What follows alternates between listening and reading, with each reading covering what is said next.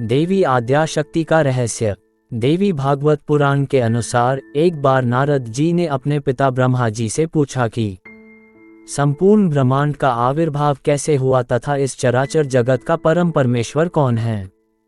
ब्रह्मा जी ने उत्तर दिया कि इस प्रश्न का उत्तर देना भगवान विष्णु के लिए भी संभव नहीं है। जल प्रलय के पश्चात उन्होंने अपने आप को एक कमल पुष्प में आविर्भाव हुआ देखा। तदांतर कमल के आदि तथा अंत न पाने में असमर्थ उन्होंने आकाशवाणी के अनुसार मैंने तपस्या की।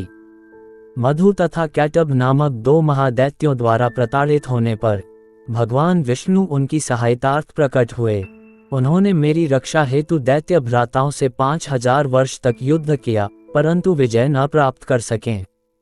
तदांतर उन्होंने आदि शक्ति की स्तुति की तथा उनकी सहायता प्राप्त कर मधु तथा कैटभ का वध किया। दैत्यों के मृत्यु के पश्चात भगवान शिव का प्राकट्य हुआ।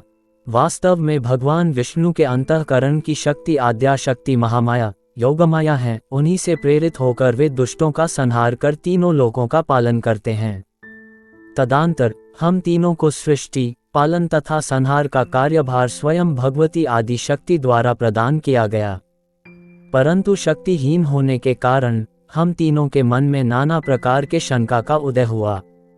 तदांतर शंका निवारण तथा शक्ति प्रदान हेतु आदि शक्ति माता हम तीनों देवों को अपने रमणीय निवास स्थल या लोक में ले गई। त्रिगुणात्मक प्रकृति शक्ति या बल सात्विक सत्व राजसिक रजो तथा तामसिक तमो 3 श्रेणियों में विभाजित हैं। हिंदू वैदिक दर्शन के अनुसार संसार के प्रत्येक जीवित और निर्जीव तत्व की उत्पत्ति या जन्म इन्हीं गुणों के अधीन है। ब्रह्मांड के सुचारू संचालन हेतु ये 3 प्राकृतिक बल या गुण अत्यंत अनिवार्य तथा आवश्यक हैं। इनके बिना ब्रह्मांड का संचालन संभव नहीं है। निर्माण, पालन और विनाश के बिना संभव नहीं है। जन्म रजो से, आयु सत्व से तथा मृत्यु तामसी गुण से संबंधित हैं। इसी अनुसार तत्व की उत्पत्ति रजो से, सत्ता या अस्तित्व सत्व से तथा विनाश तमो गुण से संचालित होते हैं। किसी भी एक बल की अधिकता या न्यूनतम संसार चक्र संचालन के संतुलन को प्रभावित कर समस्त व्यवस्था को आच्छादित असंतुलित कर सकता है। विनाश के बिना नूतन उत्पत्ति या सृष्टि करने का कोई लाभ नहीं है, अन्यथा तत्वों की बाढ़ जैसे स्थिति उत्पन्न हो जाएगी। परिणाम स्वरूप इस संसार चक्र का अस्तित्व नष्ट हो सकता है। आद्याशक्ति जिन्होंने समस्त जीवित तथा अजीवित तत्व का प्रत्यक्ष तथा अप्रत्यक्ष रूप से निरूपण किया है, वे भी इन्हीं तीनों गुणों के अधीन भिन्न भिन्न रूपों में अवतरित हुई। महाकाली, पार्वती, दुर्गा, सती तथा अनगिनत सहचरियों के रूप में वे ही तामसिक शक्ति हैं। महासरस्वती, सावित्री, गायत्री इत्यादि के रूप में वे ही राजसिक शक्ति हैं। महालक्ष्मी, कमला इत्यादि के रूप में वे ही सात्विक शक्ति हैं। साथ ही इन देवियों के भैरव क्रमशः भगवान शिव, ब्रह्मा तथा विष्णु क्रमशः सात्विक, राजसिक, तामसिक बल से संबंधित हैं। इस चराचर जगत के समस्त जीवों का जन्म, स्वभाव तथा प्रकार इन तीनों गुणों से अंतर्गत प्रतिपादित होता है।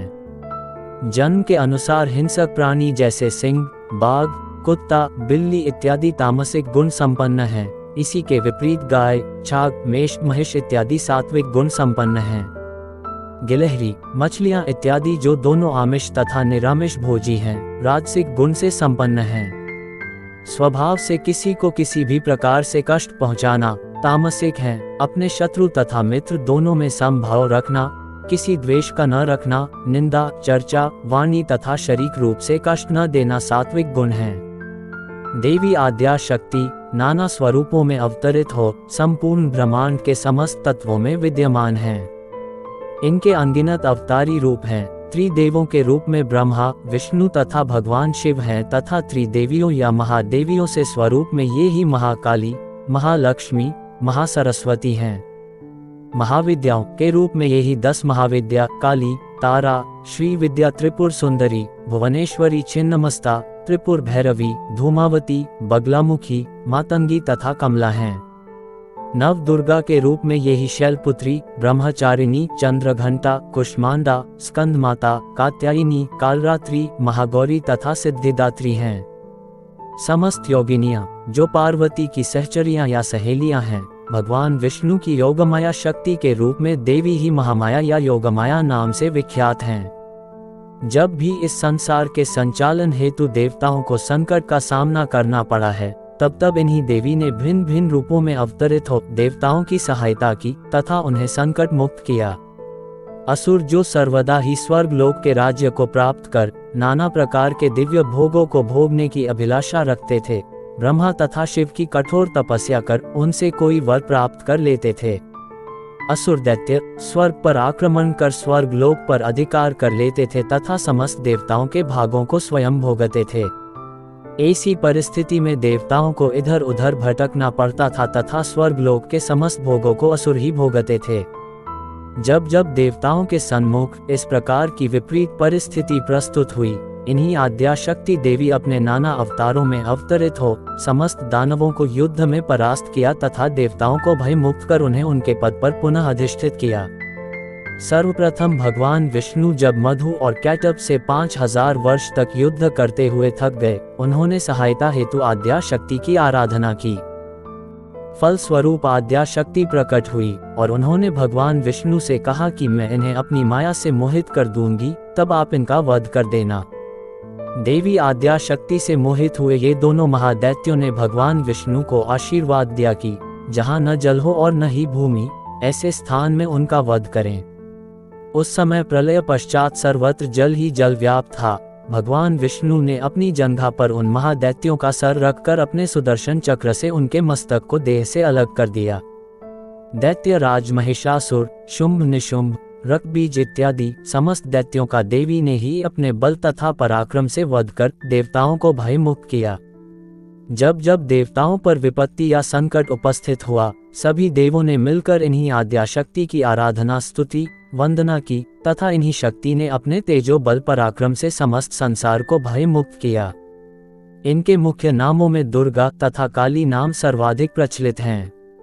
दुर्गमासुर नाम के दैत्य का वध करने के कारण इन देवी दुर्गा नाम से विख्यात हुई, साथ ही दुर्गम संकटों से मुक्ति हेतु भी जगत प्रसिद्ध हुई। सांसारिक कष्टों से निवारण हेतु दुर्गम संकटों से मुक्त करने वाली दुर्गा के शरण में जाना सर्वश्रेष्ठ माना जाता है। वास्तव में शक्ति ही संचालन, निर्माण तथा विध्वंस का प्रतीक है। शक्ति या बल के अभाव में स्थिति शून्य ही रहेगी। आद्याशक्ति ही वह बल या कहे तो प्रेरणा का स्रोत है, जिनसे इस चराचर जगत के सुचारू संचालन का कार्य पूर्ण होता है। सूर्य से प्रकाश, हवा का बहना, बादल द्वारा जल वर्षा, प्रकृति में घटित होने वाली सभी जैविक तथा अजैविक क्रियाएं शक्ति के अभाव में अस्तित्व में नहीं रह सकती हैं। हिंदू शास्त्र तंत्रों के अनुसार पत्नी को शक्ति का पद प्राप्त है, अर्थात पुरुष की शक्ति उसकी पत्नी ही है। चराचर संपूर्ण जगत की जन्म प्रदाता होने के परिणाम स्वरूप माता के रूप में पूजिता हैं। जीवन की उत्पत्ति तथा विकास हर चरण मात्र शक्ति द्वारा ही परिचालित है। परिणाम स्वरूप शक्ति संसार में सर्वोपरि है। श्वेताश्वेत उपनिषद के अनुसार देवी आद्याशक्ति स्वयं त्रिशक्ति के रूप में अवतरित हुई हैं। आद्याशक्ति एक होते हुए भी लोक कल्याण के अनुरूप भिन्न भिन्न रूपों में अवतरित हो ज्ञान, बल तथा क्रिया रूपी शक्तियों से अवतरित होकर महाकाली, महालक्ष्मी तथा महासरस्वती रूप धारण करती हैं। परिणाम स्वरूप देवी त्रिशक्ति, नवदुर्गा, 10 महाविद्या तथा ऐसे अन्य अनेक अवतारी नामों से पूजिता हैं।